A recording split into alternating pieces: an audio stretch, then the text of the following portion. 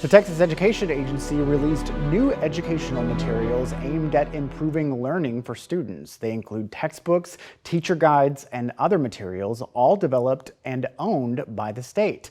The materials are called Open Education Resources, or OER. State lawmakers directed the agency to develop the material during the last legislative session as part of House Bill 1605. Investigator Kelly Wiley spoke with TEA Commissioner Mike Morath about the material. He said it's been tested in several school districts with encouraging results. And generally the results are gangbusters. We are seeing double-digit gains in the percentage of students who are proficient in reading or mathematics, really across the board. And what I think is even more profound, we're seeing stronger gains for kids who have historically had lower levels of proficiency. You're describing, really strong improvement where they've swapped out all of their educational materials for OER.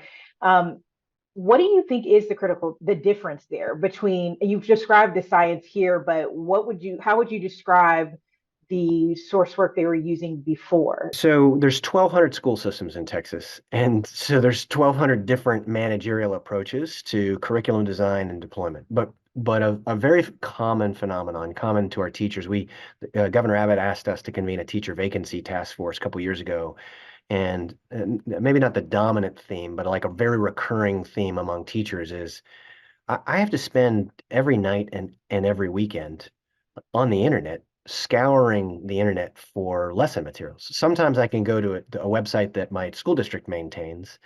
Sometimes I go to general internet resources, but I have to put all that stuff together as if from scratch. It's an unfortunately all too common refrain from teachers, and our teachers are overburdened by this because that's what we're actually asking them to do is do two full-time jobs. They have to design lessons based upon strong knowledge of content, strong knowledge of cognitive science, and then they have to deliver them. And that might make sense if they're only teaching for like 3 or 4 hours a day, but if they're teaching for 7 hours a day, they got two full-time jobs.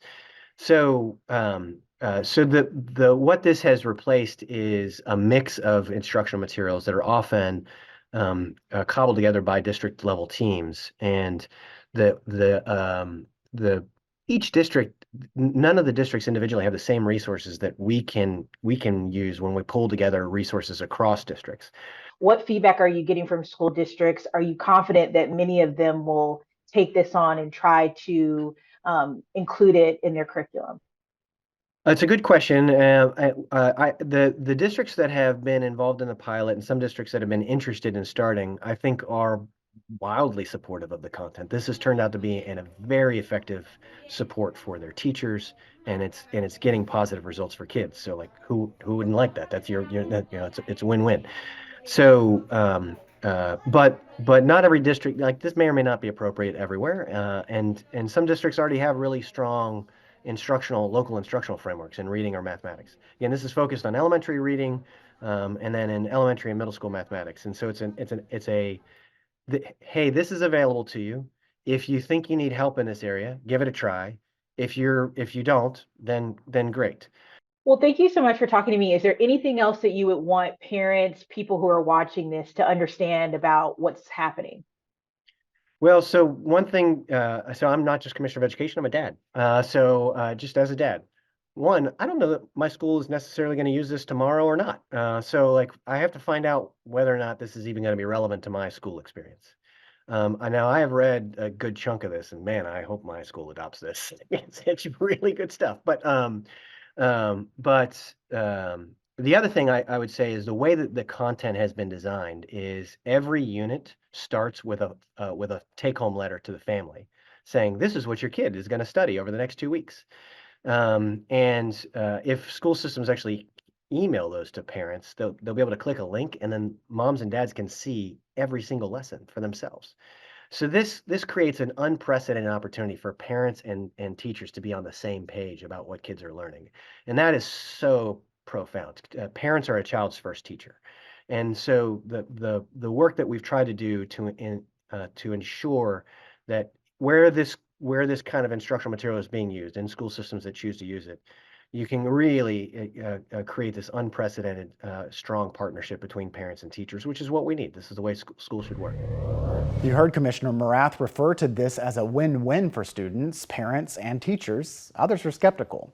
State Representative Gina Hinojosa serves on the House Public Education Committee. The Austin Democrat posted on X, quote, "Every single teacher organization testified against this canned curriculum," adding, "Teachers are professionals and need the freedom to adjust teaching daily to meet the needs of students." The Association of Texas Professional Educators echoed concerns that the OER could take flexibility and creativity away from teachers. The concern isn't necessarily the materials themselves. The concern is what this means beyond just a curriculum, and saying that we don't need to teach teachers how to teach, that we can just hand them something and say, do this. Teachers aren't robots, kids aren't widgets. Although the legislature directed TEA to create these educational materials, school districts are not required to use them. However, districts that do use the materials will receive additional state funding, up to $40 per student. We're learning more about what could have factored into a deadly crash into an Austin hospital, the new revelations from an autopsy report, an update to our investigation next on State of Texas.